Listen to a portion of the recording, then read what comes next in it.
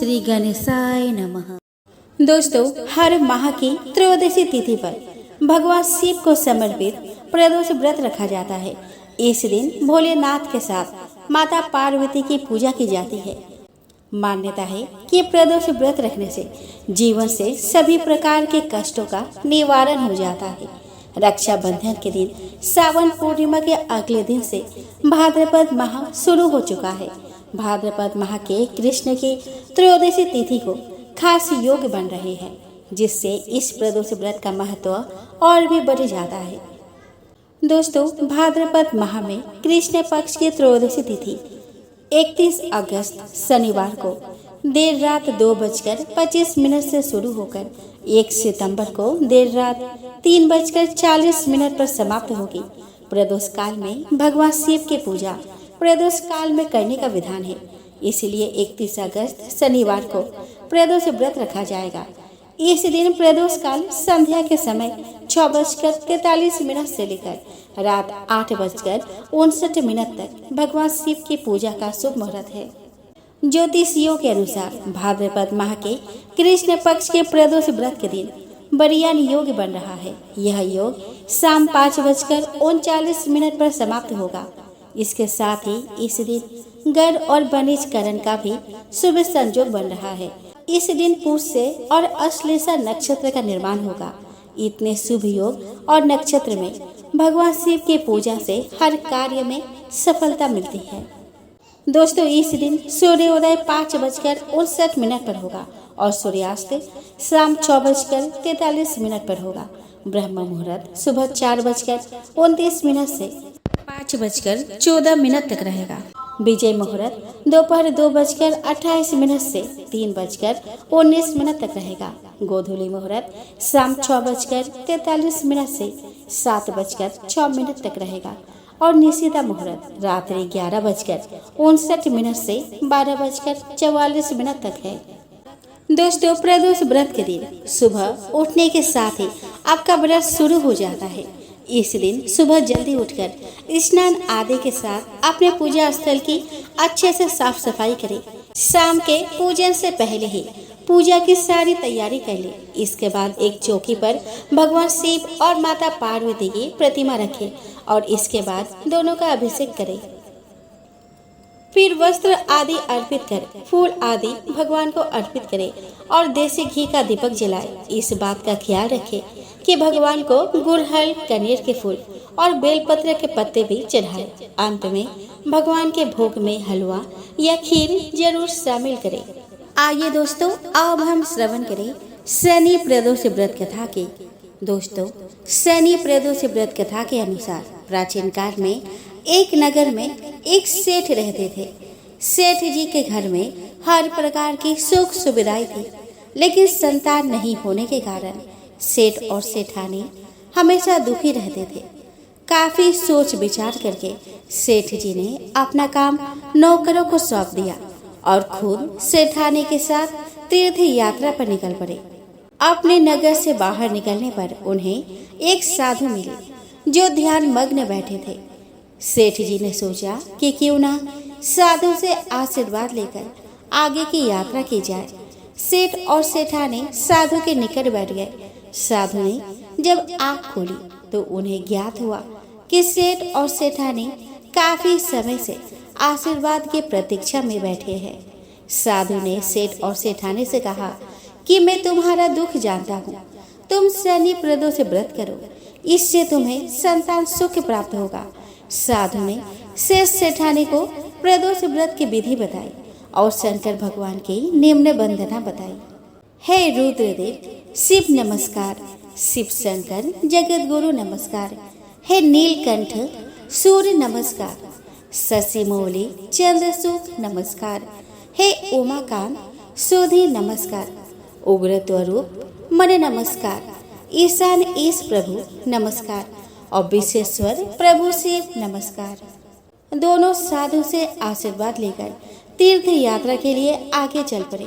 तीर्थ यात्रा से लौटने के बाद सेठ और सेठानी ने मिलकर शनि प्रदोष व्रत किया, जिसके प्रभाव से उनके घर एक सुंदर पुत्र का जन्म हुआ और खुशियों से उनका जीवन भर गया। दोस्तों, एक कथा के अनुसार त्रेता युग में कौशिक मुनि अपने परिवार के साथ घर को छोड़कर कहीं दूर प्रदेश में जा रहे थे, क्योंकि अकाल की वजह से उनका भरण पोषण नहीं हो पा रहा था। रास्ते में उन्होंने अपने एक पुत्र को छोड़ दिया और आगे चले गए। वह बच्चा भूख के प्यास से तड़प कर रो रहा था। वह एक पीपल के पेड़ के पास पहुंचा और पीपल के फलों को खाकर भूख शांत किया। वहां पर एक बावड़ी से पानी पिया। वह कठिन तपस्या करने लगा और पीपल के फलों को खाकर ही गुजर बसर करता था।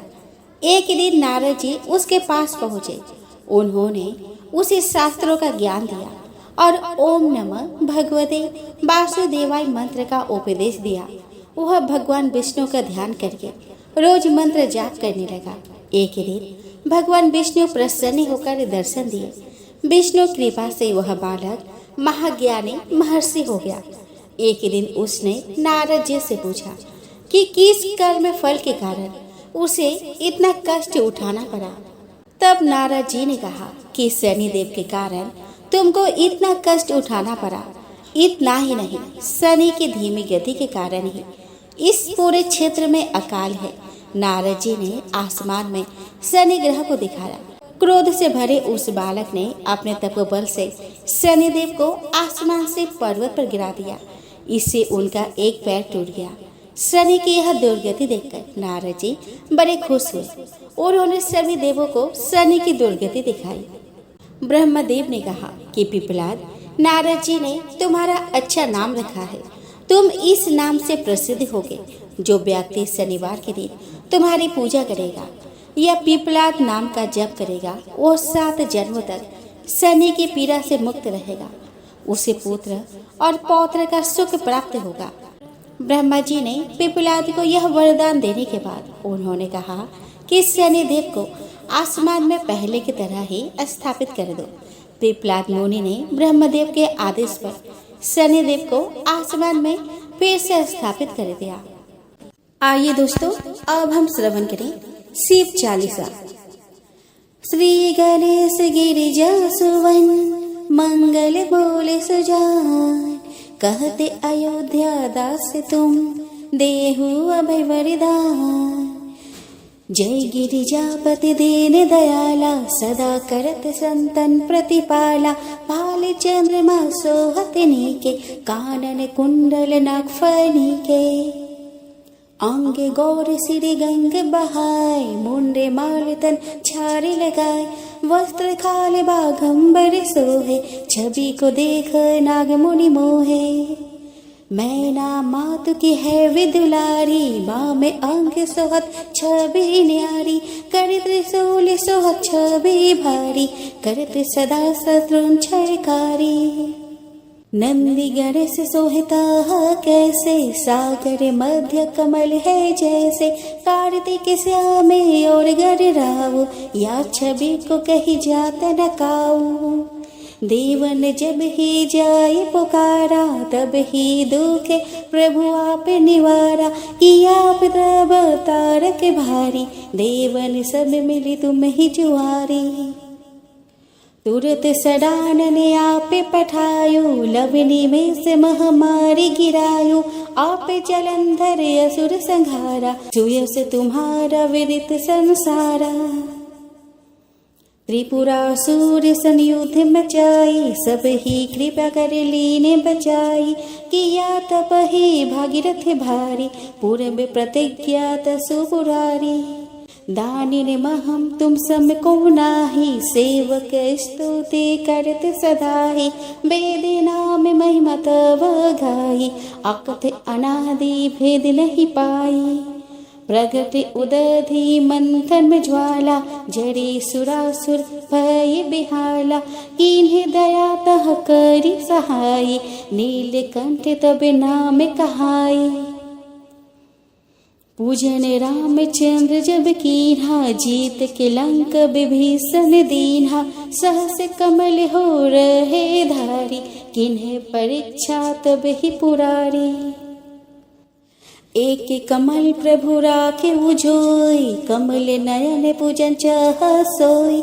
कठिन भक्ति देखी प्रभु शंकर, भय प्रसन्न दिए छित वर। जय जय जय अनंत अविनाशी, करत कृपा सबके घटवासी।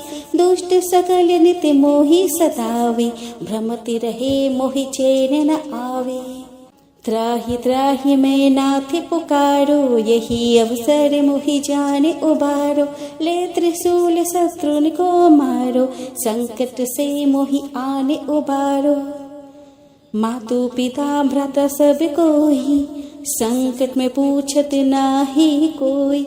स्वामी ये कहे आस तुम्हारी, आय हरहु अब संकट भारी। धन निर्धन को देत सदाही, जो कोई जाचे वो फल पाही।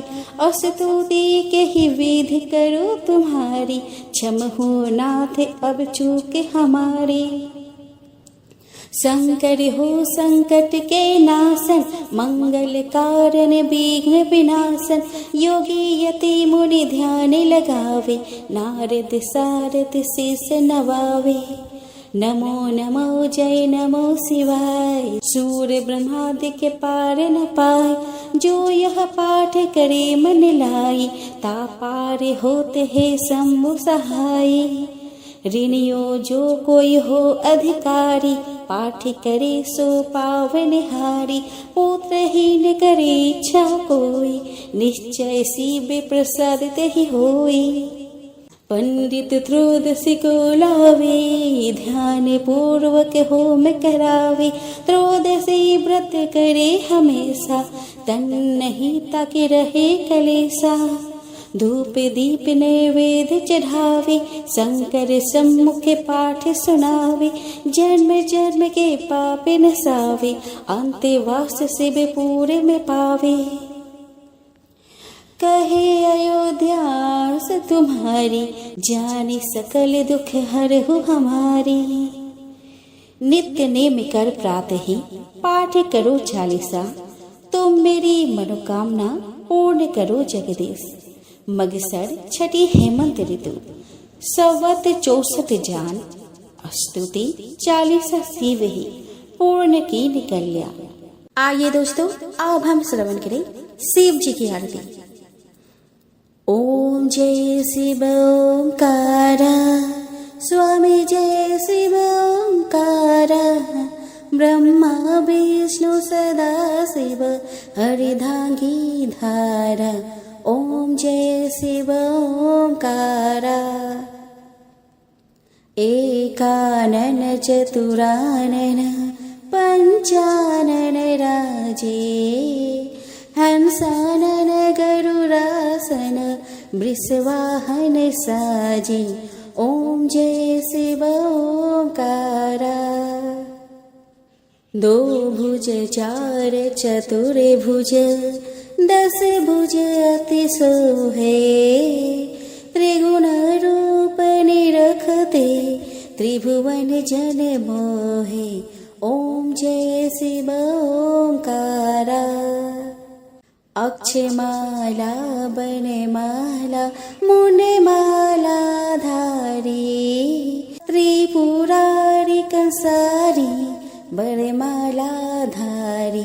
ओम जय शिव ओंकारा।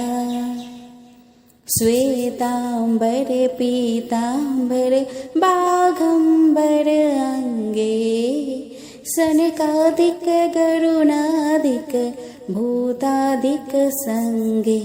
ओम जय शिव ओंकारा। कर के मध्य कमंडलो, चक्र त्रिशूल धारी। सुखकारी दुखहारी, जग पालनकारी। ओम जय शिव ओंकारा। ब्रह्मा विष्णु सदा शिव, जानत अविवेका। मधु कटभ दो मारी, सूर भय करे। ओम जय शिव ओंकारा। लक्ष्मी वो सावित्री, पार्वती संगा। पार्वती अर्धा शिवल हरि गंगा, ओम जय शिव ओंकारा। पर्वत सोहे पार्वती, शंकर कैलासा। भांग धतुर का भोजन, भस्मी में वासा। ओम जय शिव ओंकारा। जटा में गंग बहत है, गल मुंडन माला। शेष नाग लिपटावत, ओढ़त मृग छाला। ओम जय शिव ओंकारा। काशी में विराजे विश्वनाथ, नंदी ब्रह्मचारी। नींद उठा दर्शन पावत, महिमाति भारी। ओम जय शिव ओंकारा। त्रिगुण स्वामी जी की आरती, जो कोई नर गावे। कहत शिवानंद स्वामी, मन वांछित फल पावे। ओम जय शिव ओंकारा।